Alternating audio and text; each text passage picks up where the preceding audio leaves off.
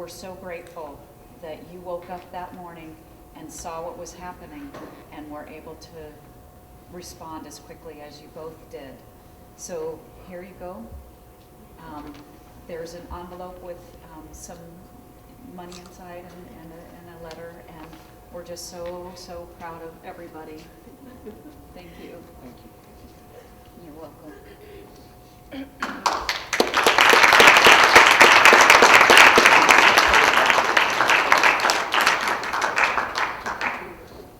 The Arizona Education Association represents all teachers and classified staff within the state of Arizona. And we're working to support not just teachers and staff members, but obviously the students and the families that are part of the education system throughout the state. So we're really happy to be able to have provided this grant. We appreciate for Ms. Edelman to have filled out the application so we were aware and that we could take part in such a special event.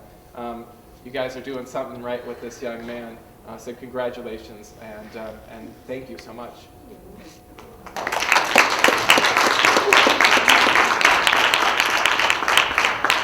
Hello everybody.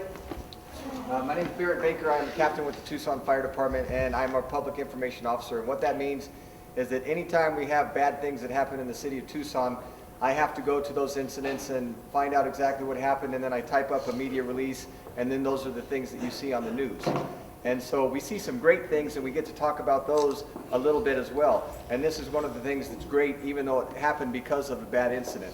But to start, I guess here's somewhat of a sobering statistic.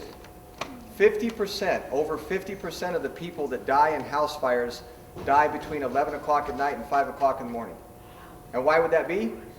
Because we're sleeping, right? So for Alex to be able to wake somebody up at midnight, because the only reason you would try to wake up at midnight is for a Justin Bieber concert, right? Okay? So for him to realize that something that was happening wrong at midnight and be able to wake up and think, wait a second, this is not the way it's supposed to be, run, get the adults up, and then they were able to call 911 and get the people there that technically you're supposed to put out a fire. And what they didn't tell you is that when we got there, when the fire department got there, they could tell that there was a lot of heat in the wall. They opened that up, and as soon as they opened that up, there was a fire in the wall.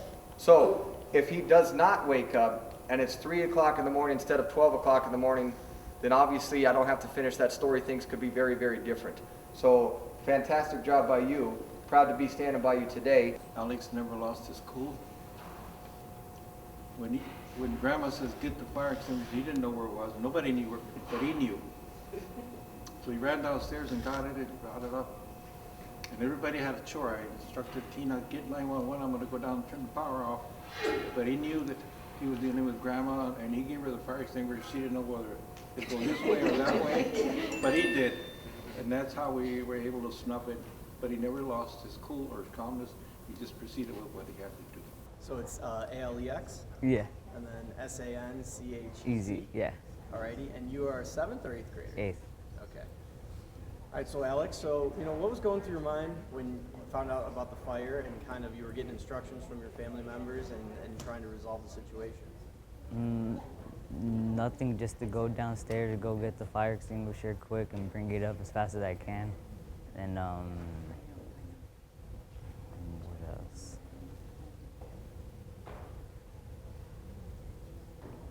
And that's it. Just if you don't have anything else, that doesn't. You don't have to. Yeah, you don't need to try to force it out. And how did it kind of feel to know that you were able to help out your family in that way? It felt good to help them out. So because they didn't know where the fire extinguisher was, but I at least knew where it was because I'm always down where I can always see it downstairs. And so I knew where it was, and I ran down there to go get it as fast as I can. So it was one of those things where you kind of remembered in your mind where it was. Yeah, where it was. That's awesome. It was there. And so how did it feel to be here today and kind of get recognized by your classmates and all these people and just kind of acknowledged for what you did? It felt good. And then, in addition to that, how does it feel to receive the grant from the Tucson Educators Administration or Association? That felt good too. I didn't know that was gonna happen. I didn't know any of this was gonna happen today. Awesome. Do you have anything else you want to say? All right, thank you, sir. Mary Sanchez, Marysanchez. You were his grandmother? Yes. All righty, Ms. Sanchez. And so how did it feel to, have Alex help you guys out, obviously in not the best situation, and just know that everyone in your family is safe despite the fire? Well, I was very proud of it, and at the moment, you're so involved with everything that's going on, you don't think. But afterwards, I just said, oh my God. I said, mijito, you don't know what you did. You're our hero. You saved us. I said, you saved our lives. I go, and I was happy. I was happy that, and I keep telling him, you're my hero. You're my hero. So it was beautiful. It was beautiful. It was cool to see. I mean, his response to it kind of seems like he was just doing what was needed to be done. I mean, I don't think he's really looking for congratulations or anything. I mean, Exactly.